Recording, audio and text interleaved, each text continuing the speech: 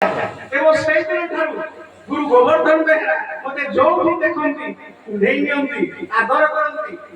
ତେଣୁ ଆମେ ସେ ଗୁରୁ ଗୋବର୍ଦ୍ଧନ ବେହେରା ତ ଜଣେ ଯଶସ୍ୱୀ ପୁରୁଷ ଏ ଓଡ଼ିଶାରେ ତାଙ୍କର ଖ୍ୟାତି ରହିଛି।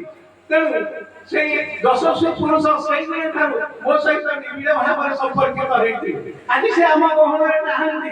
ତାଙ୍କ ବିଦାୟୀ ଆତ୍ମାର ସଦ୍ଗତି ପାଇଁ ତାଙ୍କୁ ଭଲ ପାଉଥିବା କଳାକୁ ଭଲ ପାଉଥିବା ଏ ସମସ୍ତ କଳାପ୍ରେମୀ ମାନେ ଏଇଠି ଆଜି ଏକୀଭୂତ ହେଇଛନ୍ତି। ତେବେ ଏ ଶାଗୁଣି ମାଟିକୁ ମୁଁ ପ୍ରଥମେ ପ୍ରଣାମ କରୁଛି। କାହିଁକି ଏ ମାଟି ହେଉଛି ଏକ ସାଂସ୍କୃତିକ ଉର୍ବର ମାଟି। ଏ ସାଂସ୍କୃତିକ ଯୋଉ ମାଟିରେ ମଞ୍ଜିଟିଏ ପଡ଼ିଲେ ତା ନିଶ୍ଚିତ ଭାବରେ ଅଙ୍କୁରୋଦ୍ଗମ ହବ ଏବଂ ବୃକ୍ଷରେ ପରିଣତ ହବ। ଏ ଶାଗୁଣି ମାଟି ହେଉଛି ସେଇଭଳି ସାଂସ୍କୃତିକ ଉର୍ବର ମାଟି। ଏ ଗାଁରେ କେତେ କଳାପ୍ରେମୀ ଅଛନ୍ତି, କେତେ ପାଲାବାଲା ଅଛନ୍ତି। ଏମିତି ଗୋବର୍ଦ୍ଧନ ବେହେରାଙ୍କର ଗୁରୁ ଗୋବର୍ଦ୍ଧନ ବେହେରାଙ୍କର ଆହୁରି ଉତ୍ତରାଧିକାରୀ ଅନେକ ବାହାରିବେ। ଆମର ଅଛନ୍ତି ବିଶ୍ୱନାଥ ଗାୟକ ପିୟୁଷ ବିଶ୍ୱନାଥ ସ୍ୱାଇଁ ମହୋଦୟ। ସିଏ ମଧ୍ୟ ଓଡ଼ିଶାରେ ଜଣେ ଖ୍ୟାତନାମା ପାଲା ଗାୟକ। ଏହା ଛଡ଼ା ସୁରେଶ ଚନ୍ଦ୍ର ପରିଡ଼ା ଏଭଳି ଜଣେ କବି ଅଛନ୍ତି ଏଇ ଗାଁରେ, ଯାହାଙ୍କର ଲେଖା ଗୁଡ଼ିକ ଭାରି ଆକର୍ଷଣୀୟ, ମନଛୁଆ ହେଉଛି। ଅବଶ୍ୟ ଭାଗବତରୁ ଗୋଟେ ପଦ ମୁଁ କହିପାରେ, ପାଣି ପବନ ଉତ୍ତାପରେ ବୀଜ ଅଙ୍କୁର ହୋଇପାରେ, ବୀଜ ଅଙ୍କୁରି ଗଜା ହୁଏ, ଯତ୍ନ ନ ନେଲେ ନାଶ ଯାଏ। କବି ସୁରେଶ ପରିଡ଼ା ଏଇ ଗାଁରେ ଜନ୍ମ ନେଇଛନ୍ତି। ତାଙ୍କର ପ୍ରତିଭାକୁ ଆପଣ ମାନନ୍ତି, ଆବିଷ୍କାର କରିବେ, ତାଙ୍କୁ ଯଦି ଲୋକଲୋଚନକୁ ଆଣିବେ, ସିଏ ମଧ୍ୟ ଗୋବର୍ଦ୍ଧନ ବେହେରାଙ୍କ ଭଳି, ବିଶ୍ୱନାଥ ସ୍ୱାଇଁଙ୍କ ଭଳି, ସୁରେଶ ପରିଡ଼ା ଏ ଗାଁର ଗର୍ବ ଏବଂ ଗୌରବ ହୋଇ ବାହାର କରିବେ। ତେବେ ଆଜି ଗୋବର୍ଦ୍ଧନ ବେହେରାଙ୍କର ଯୋଉ ବିଦେହୀ ଆତ୍ମା ଗଲେ କୁଆଡ଼େ? ସମସ୍ତେ କହୁଥିଲେ ସେ ମରିଗଲେଣି। ଠିକ ଅଛି, ମରଣ ଚାରି ପ୍ରକାରର। ପ୍ରତି ପ୍ରକାରର ମରଣରୁ ମୁଁ ଧାଡ଼ିଆ ଧାଡ଼ିଆ କହିବି ତ ବାଣିଜ୍ୟ ବିଶ୍ରାମ ନେବି। ପ୍ରଥମ ହେଉଛି ସାଜୁଜ୍ୟ ମୃତ୍ୟୁ। ଏ ସାଜୁଜ୍ୟ ମୃତ୍ୟୁ କଣ? ମାନେ ଯାହାର ମୃତ୍ୟୁ ହେଲେ, ଯାହାର ଆତ୍ମା ଏ ପାର୍ଥିବ ଶରୀରକୁ ତ୍ୟାଗ କଲେ, ତାକୁ ପୋଡ଼ା ହୁଏନି, ପୋତା ହୁଏନି। ସିଏ ହେଉଛି ସାଜୁଜ୍ୟ ମୃତ୍ୟୁ। ଏଭଳି ମୃତ୍ୟୁ କାହାର ହେଉଛି? ସତ୍ୟଯୁଗରେ ହେଇଥିଲା ବଳିର। ବଳିକି ପୋଡ଼ା ଯାଇନି କି ପୋତା ଯାଇନି।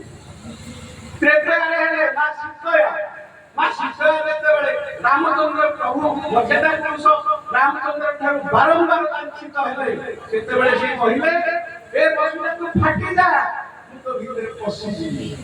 ସେତେବେଳେ ଶ୍ରୀରାମ ତାଙ୍କ ଚୁଟିକାଟାକୁ ଧରି ପକାଇଲେ ଏବଂ ଲୁଗାକାନିଟାକୁ ଧରିକି ଟାଣିବାକୁ ଉଦ୍ୟମ କଲେ। ସେତେବେଳେ ମା ସୀତା କହିଥିଲେ, ଅଞ୍ଚଳ ଛାଡ଼ ମହାବାହୁ, ଏ ଜନ୍ମରେ ଭେଟ ନାହିଁ ଆଉ, ଭେଟ ହୋଇବ ବାପଘରରେ, 16 ମିଳେ। ତାଙ୍କର ହେଇଥିଲା ସାଜୁଜ୍ୟ। ତାପରେ ଆମେ ରାମ ଲକ୍ଷ୍ମଣଙ୍କ କଥା ଦେଖିବା। ସେ ଦୁଇ ଭାଇ ସରୟୂ ନଦୀରେ ସଲିଳ ସମାଧି ନେଇଥିଲେ। ଆଜି ସମୁଦ୍ରରେ ଯଦି କେହି ସଲିଳ ସମାଧି ନିଏ, ତାଙ୍କର ମନ ଶରୀରକୁ ଉଦ୍ଧାର କରାଯାଇପାରୁଛି ଏବଂ ତାକୁ କବର ଦିଆଯାଉଛି ବା ପୋଡ଼ାଯାଉଛି। ରାମଚନ୍ଦ୍ର ଯେତେବେଳେ ରାଜା ଥିଲେ, ପ୍ରଜାବତ୍ସଳ ରାଜା ଥିଲେ ଏବଂ ସମସ୍ତଙ୍କର ହୃଦୟକୁ ଛୁଇଁ ପାରୁଥିଲେ, ତାଙ୍କର କଣ ମନୁଷ୍ୟର ବାରମ୍ବାର ଯାଇନଥାନ୍ତା?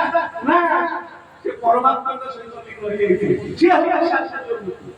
ଆଉ ଦ୍ୱାପରରେ ଯୁଧିଷ୍ଠିର ମହାରାଜ ସେ ସ୍ୱଦେହରେ ସ୍ୱର୍ଗ ଗମନ କରିଛନ୍ତି। ତାପରେ ଆମ କଳିଯୁଗରେ କିଏ ଯାଇଥିଲା? କଳିଯୁଗରେ ପ୍ରଭୁ ଶ୍ରୀ ଚୈତନ୍ୟ ଗୌରାଙ୍ଗ ମହାପ୍ରଭୁ ପୁରୀରେ ବଡ଼ ଦେଉଳରେ ଜଗନ୍ନାଥଙ୍କୁ ଦର୍ଶନ କରୁ ତାଙ୍କ ଶରୀରରେ ଲିଙ୍ଗ ହୋଇଯାଇଥିଲେ। ତାଙ୍କ ମୃତ୍ୟୁ ବିଷୟରେ କୌଣସି ସମ୍ବାଦ ପରିବେଷଣ ହେଇନି। ତାଙ୍କ ମୃତ୍ୟୁ ଡେଟ୍ ମଧ୍ୟ କେହି ଆଜି ପର୍ଯ୍ୟନ୍ତ ଆବିଷ୍କାର କରିପାରିନଥିଲେ।